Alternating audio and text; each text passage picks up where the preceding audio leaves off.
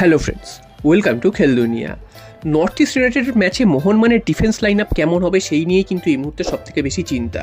তো এখানে একটা প্রশ্ন উঠে আসছে যে মোহনবাগানে কিন্তু একজন বিদেশি এখনও বসে রয়েছে, তিনি হচ্ছেন নুনো রেইস। তো তাকে কিন্তু আনরেজিস্টার্ড করে বসিয়ে রাখা হয়েছে, এটা সকলেই জানে, এবং তিনি অনেকদিন ধরে অপেক্ষা করছেন কবে তিনি প্রথম দলে সুযোগ পাবেন বা টিমে খেলতে পারবেন, কিন্তু এখনও অবধি তার শিখে ছেড়েনি। তো এখন কিন্তু সময় এসছে এই দিকটা ভেবে দেখার, কারণ এই মুহূর্তে মোহনবাগানের যে কন্ডিশন সেই ক্ষেত্রে ডিফেন্স কিন্তু প্রচণ্ড রকম চাপে পড়ে গেছে। তো এই চাপে পড়ে যাওয়ার কারণ হচ্ছে দুজন হলুদ কার্ড দেখেছে, একজন অ্যালবার্টো রড্রিগেজ এবং সুভাশিস বোস। এই দুজন ডিফেন্সের মেন স্তম্ভ, তারা হলুদ কার্ড থেকে বেরিয়ে যাওয়ার ফলে আগামী ম্যাচ নর্থ ইস্টের বিরুদ্ধে কিন্তু প্রচণ্ড চাপের হয়ে গেছে মোহনবাগানের কাছে, যেখানে নর্থ ইস্ট ইউনাইটেড কিন্তু এই মুহূর্তে খুব ভালো পজিশনে রয়েছে এবং ভালো ফুটবল খেলছে, এবং তাদের অন্যতম সেরা প্লেয়ার আলাদিন, তিনি কিন্তু গোলের পর গোল করে যাচ্ছে। তো সেই টিমের বিরুদ্ধে এইরকম ডিফেন্সের একটা ভয়াবহতা কিন্তু মোহনবাগান সমর্থকদের মনেও কিন্তু একটা প্রভাব বিস্তার করছে যে কি হবে সেই ম্যাচটায়, কীভাবে উতরাবে সেই ম্যাচটায়। মলিনাও কিন্তু চিন্তার মধ্যে রয়েছে, তো সেই জায়গায় কাদের দুজনকে খেলাবে। তো এমন দুজন প্লেয়ার আউট হয়েছেন যে দুজনেই ডিফেন্সের প্লেয়ার, যদি অন্য পজিশনের হতো তাহলেও কিন্তু বোঝা যেত। তো আর এরকম যে পজিশনে কিন্তু খেলার মতন মোহনবাগানে কিন্তু এই মুহূর্তে খুব একজন বেশি প্লেয়ার নেই। লেফট ব্যাকে তো সুভাশিস বোসের বিকল্প হিসাবে কেউ নেই প্রায় বলতে গেলে চলে, যদিও এই মুহূর্তে চোট সারিয়ে উঠে এসছেন আশিক কুরুনিয়ান। আশিক কুরুনিয়ান একেবারে যে ডিফেন্সের প্লেয়ার তা কিন্তু নয়, তিনি কিন্তু একটু বাঁদিক ঘেঁষে খেলেন ঠিকই, তবে একেবারে তাকে ডিফেন্সে নামিয়ে দেওয়াটা কিন্তু ভুল হবে। তো সেখান থেকে দেখতে গেলে বেশ কিছু প্লেয়ারের নাম এই মুহূর্তে ঘোরাফেরা করছে, যে আশিক কুরুনিয়ানকে অনেকটা খেলানো যেতে পারে, এছাড়াও সুমিত রাঠিকে খেলানো যেতে পারে।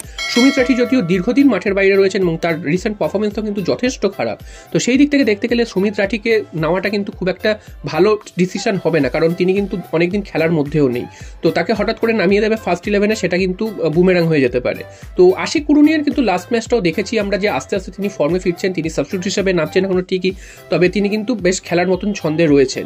এছাড়াও কিন্তু সেন্ট্রাল ব্যাক হিসেবে কাকে খেলাবেন সেখানে দীপক টাংরির নামও কিন্তু ঘোরাফেরা করছে, যদিও দীপেন্দু বিশ্বাস রয়েছে। দীপেন্দু বিশ্বাসকে কিন্তু আমরা দেখেছিলাম এর আগে সেন্ট্রাল ব্যাক হিসেবে খেলতে, তবে সেখানে কিন্তু তিনি খুবই খারাপ খেলেছিলেন, যার ফলে কিন্তু ব্যাঙ্গালোর ম্যাচে 3-0 গোলে হারতে হয়েছিল মোহনবাগানকে, এবং সেই ম্যাচটাই কিন্তু চোখে আঙুল দিয়ে দেখিয়ে দিয়েছিল যে দীপেন্দুর এখনো অনেকটাই কিন্তু শেখা বাকি। তো তাকে হয়তো খেলাবেন না, এবং লাস্ট ম্যাচেও দীপেন্দু কিন্তু অনেকগুলো ভুল করেছিলেন, আশিস রাইয়ের জায়গায় নেমেছিলেন এবং তাকে কিন্তু হাফ টাইমে তুলে নিতে হয়। তো এবার প্রশ্ন আসছে এই জায়গায় কি নুনো রেইসকে রেজিস্টার্ড করানো হতে পারে, কারণ মোহনবাগানের এই মুহূর্তে যা বিদেশিদের অবস্থা সেক্ষেত্রে দেখতে গেলে কিন্তু প্রত্যেকটা বিদেশি ভালো ফর্মে রয়েছে, যদিও দিমিত্রি পেটাটস তিনি কিন্তু নিজের ছন্দ অনুযায়ী খেলতে পারছেন না। এবার প্রশ্ন হচ্ছে নুনো রেইসকে যদি রেজিস্টার্ড করা হয় কাকে আনরেজিস্টার্ড করা হবে, কারণ এই মুহূর্তে কোনো প্লেয়ার কি আনরেজিস্টার্ড করার মতন অবস্থায় নেই। যদিও অ্যালবার্টো রড্রিগেজ তিনি একটা ম্যাচের জন্য বাইরে গেছেন এবং তিনি তারপরের ম্যাচে এসে তো খেলবেন, তাকে তো আনরেজিস্টার্ড করা যাবে না। তাহলে এখন প্রশ্ন হচ্ছে তাহলে কোন প্লেয়ার হবে, সেক্ষেত্রে দিমিত্রি পেটাটসেরই এই মুহূর্তে সবথেকে পারফরমেন্স খারাপ সমস্ত বিদেশিদের মধ্যে, কারণ দুজন বিদেশি টম অ্যালড্রেড এবং অ্যালবার্টো রড্রিগেজ তারা কিন্তু ডিফেন্সে একদম ভালোভাবে মানিয়ে নিয়েছে, এবং ডিফেন্স কিন্তু এখন যথেষ্ট শেপে চলে এসছে মোহনবাগানের। অন্যদিকে জেসন কামিংস তিনি তো গোল করছেন, যেটুকু টাইম পাচ্ছেন তিনি নেমে চেষ্টা করছেন। আর জেমি ম্যাকলারেন এত কোটি টাকা দিয়ে তাকে নিয়ে আসা হয়েছে, তারও পারফরমেন্স যে খুব একটা ভালো তা নয়, তবে তিনি বল পেলে তিনি কিন্তু গোল করছেন। তো সেই দিক থেকে দাঁড়িয়ে দেখতে গেলে গ্রেগ স্টুয়ার্ট তো তিনি মোহনবাগানের প্রাণ ভোমরা, তাকে তো কোনোভাবেই আনরেজিস্টার্ড করার প্রশ্নই ওঠে না। সেক্ষেত্রে একজন প্লেয়ারই পড়ে থাকে, সেটা দিমিত্রি পেটাটস। তবে দিমিত্রি পেটাটসের যা প্রভাব দলের ওপর, সেক্ষেত্রে তাকে কতটা আনরেজিস্টার্ড করা যেতে পারে সেটাও কিন্তু একটা চিন্তার বিষয়, কারণ দিমিত্রি পেটাটসকে আনরেজিস্টার্ড করলে কিন্তু অনেক সমালোচনা হতে পারে, যদিও দলের সাথে সমস্ত কিছু করতে হতে পারে মোহনবাগানকে, এবং নুনো রেইসকে কিন্তু এই মুহূর্তে দেখে নেওয়ার একটা সুযোগ রয়েছে, তাকে রেজিস্টার্ড করিয়ে প্রথম একাদশে একবার খেলিয়ে দেখে নেওয়া উচিত।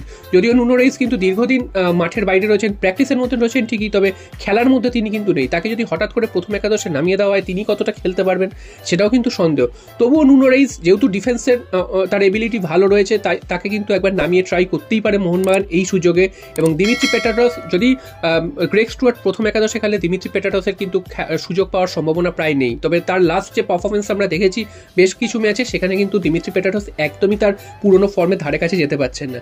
সেদিক থেকে দেখতে গেলে নুনো রেইসকে এই মুহূর্তে রেজিস্টার্ড করার সময় এসছে, যদিও মোহনবাগান ম্যানেজমেন্ট কতটা এই সাহস করেই কাজটা করতে পারবে সেটাই কিন্তু দেখার, কারণ দিমিত্রি পেটাটসের মতন প্লেয়ারকে আনরেজিস্টার্ড করার অর্থ হলো অনেকটাই কিন্তু সমালোচনা হবে, অনেক কথাবার্তা হবে। তো সেই দিকটা থেকে একটা সাহসী যদি সিদ্ধান্ত নিতে পারে, সেক্ষেত্রে মোহনবাগান ডিফেন্স কিন্তু নুনো রেইসকে দেখতে পেতে পারে। তো তোমাদের কি মতামত তোমরা অবশ্যই কিন্তু কমেন্ট বক্সে জানিও যে দিমিত্রি পেটাটসকে আনরেজিস্টার্ড করে নুনো রেইসকে রেজিস্টার্ড করানো কি উচিত, নুনো রেইসকে কি সুযোগ দেওয়া উচিত, সেটাই তোমরা কিন্তু অবশ্যই কমেন্ট করে জানিও।